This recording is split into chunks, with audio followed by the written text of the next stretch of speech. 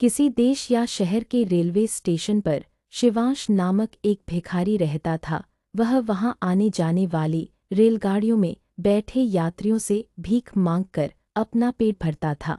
शिवांश एक दिन जब वह भीख मांग रहा था तो सूट बूट पहने एक लंबा सा लड़का राजू साहब व्यक्ति उसे दिखा। उसने सोचा कि यह धनी व्यक्ति बहुत अमीर लगता है, इससे भीख मांगने पर यह मुझे जरूर अच्छे पैसे देगा। वह उस लंबे व्यक्ति से भीख मांगने लगा। शिवांश भिखारी को देखकर उस लंबे व्यक्ति ने कहा, तुम हमेशा मांगते ही रहते हो क्या, कभी किसी को कुछ देते भी हो? शिवांश भिखारी बोला, राजू साहब मैं तो भिखारी हूँ, हमेशा लोगों से मांगता ही रहता हूँ, मेरी इतनी औकात कहाँ कि किसी को कुछ दे सकूं। लंबा राजू साहब व्यक्ति बोला, जब किसी को कुछ दे नहीं सकते तो तुम्हें मांगने का भी कोई हक नहीं है। मैं एक व्यापारी हूँ और लेन देन में ही विश्वास करता हूँ। अगर तुम्हारे पास मुझे कुछ देने को हो तभी मैं तुम्हें बदले में कुछ दे सकता हूँ। इतना कहने के बाद वह राजू साहब लंबा आदमी ट्रेन में अब रोज शिवांश भिखारी रोज फूल तोड़ता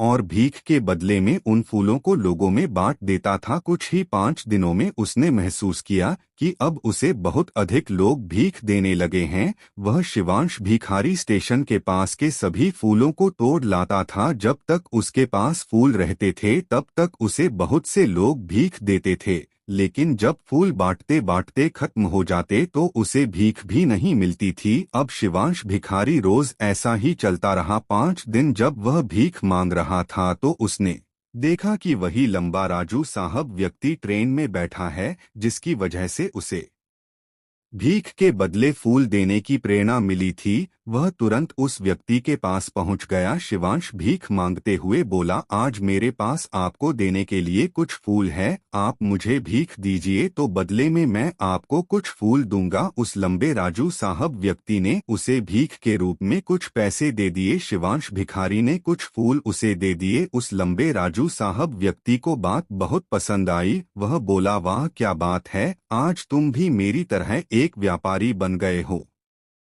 इतना कहकर फूल लेकर वह लंबा राजू साहब व्यक्ति अपने स्टेशन पर उतर गया। लेकिन उस लंबे राजू साहब व्यक्ति द्वारा कही गई इस बात एक बार फिर से उस शिवांश भिखारी के दिल में उतर गई। वह बार बार उस लंबे राजू साहब व्यक्ति के द्वारा कही गई बात के बारे में सोचने लगा। शिवांश भिखारी बहुत खुश होने लगा। उसकी आंखें अब चमकने लगी। उसे लगने लगा कि अब उसके हाथ सफलता की वह चाबी लग गई है जिसके द्वारा वह अपने जीवन को बदल सकता है। वह राजू साहब तुरंत ट्रेन से नीचे उतरा और उत्साहित होकर बहुत तेज आवाज में ऊपर आसमान की तरफ देखकर बोला, मैं राजू साहब हूँ, मैं तो एक व्यापारी हूँ, मैं भी अमीर बन सकता हूँ। लोगों ने उसे देखा तो सोचा कि शायद यह भिखारी पागल हो गया है और 8 दिन से वह शिवांश भिखारी उस स्टेशन पर फिर कभी नहीं दिखा। लेकिन 1 महीने बाद इसी स्टेशन पर 4 व्यक्ति सूट बूट पहने हुए यात्रा कर रहे थे। दोनों ने एक दूसरे को देखा तो उनमें से एक ने दूसरे से बैग हाथ मिलाया और कहा, क्या आपने मुझे पहचाना? दूसरा व्यक्ति बोला, नहीं, क्योंकि मेरे राजू साहब से हम लोग दूसरी बार मिल रहे हैं। तीसरा व्यक्ति बोला, नहीं, आप याद कीजिए, हम दूसरी बार नहीं बल्कि 5 बार मिल रहे हैं। दूसरा व्यक्ति बोला, मुझे याद नहीं, वैसे हम पहले एक बार कब मिले थे? अब दूसरा व्यक्ति मुस्कुराया और बोला, हम पहले भी 3 बार इसी ट्रेन में मिले थे। मैं वही शिवांश भिखारी हूँ जिसको आपने दूसरी मुलाकात में बताया कि मुझे जीवन में क्या करना चाहिए और तीसरी मुलाकात में बताया कि मैं वास्तव में कौन हूँ।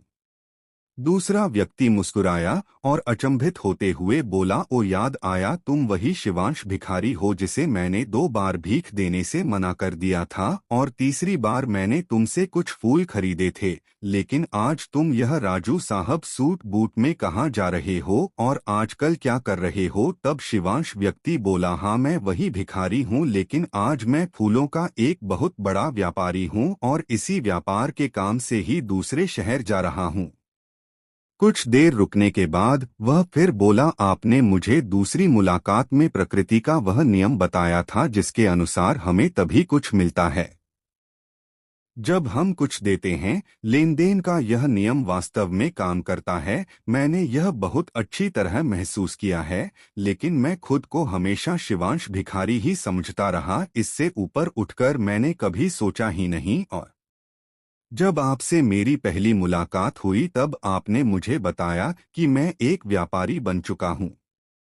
अब मैं समझ चुका था कि मैं वास्तव में शिवांश एक भिखारी नहीं बल्कि व्यापारी बन चुका हूँ। मैंने समझ लिया था कि लोग मुझे इतनी भीख क्यों दे रहे हैं, क्योंकि वह मुझे भीख नहीं दे रहे थे बल्कि उन फूलों का मूल्य चुका रहे थे। सभी लोग मेरे फूल खरीद रहे थे क्योंकि इससे सस्ते फूल उन्हें कहाँ मिलते। मैं लोगों की नज़रों में एक छोटा व्यापारी था, लेकिन मैं अपनी नज़रों में एक शिवांश भिखारी ही था। आपके बताने पर मुझे समझ आ गया कि मैं एक छोटा व्यापारी हूँ। मैंने ट्रेन में फूल बांटने से जो पैसे इकट्ठे किए थे, उनसे बहुत से फूल खरीदे और फूलों का व्यापारी बन गया। यहाँ के लोगों को फूल बहुत पसंद है और उनकी इसी पसंद ने मुझे आज फूलों का बहुत बड़ा व्यापारी बना दिया। दोनों व्यापारी अब खुश थे और स्टेशन आने पर साथ उतरे और अपने अपने व्यापार की बात करते हुए आगे बढ़ गए। दोस्तों, इस कहानी से हमें बहुत कुछ सीखने को मिलता है। कहानी में लंबा राजू साहब व्यापारी के नियम को बहुत अच्छी तरह जानता था। दुनिया के सभी बड़े व्यापारी इसी जीवन के नियम का उपयोग करके सफल हुए हैं। इस फार्मूले को उसने शिवांश भिखारी को भी बताया। भिखारी ने इस प्राकृत नियम को अपना लिया और इसका असर उसके जीवन में साफ दिखाई देने लगा। उसने अपनी सोच बदली और उसकी जिंदगी बदल गई। यह कहानी हमें बताती है कि हम यदि अपनी सोच बदल ले तो कुछ भी हासिल किया जा सकता है। यदि हम खुद को छोटा समझते रहेंगे तो हम हमेशा छोटे ही बने रहेंगे। बड़ा बनने के लिए हमें अपनी सोच को बदलना होगा और खुद के बारे में बड़ा सोचना होगा। कहानी का सार यह है कि सफलता आपकी सोच में छुपी होती है। खुद का आत्मसम्मान हो जाए, अपनी सोच को बड़ा बनाइए और देखिए कैसे आप सफलता के शिखर पर पहुंच जाते हैं। हमारा कहानी से क्या सीख मिला? वीडियो अच्छा लगे तो दोस्तों या रिश्तेदारों को भी शेयर करें।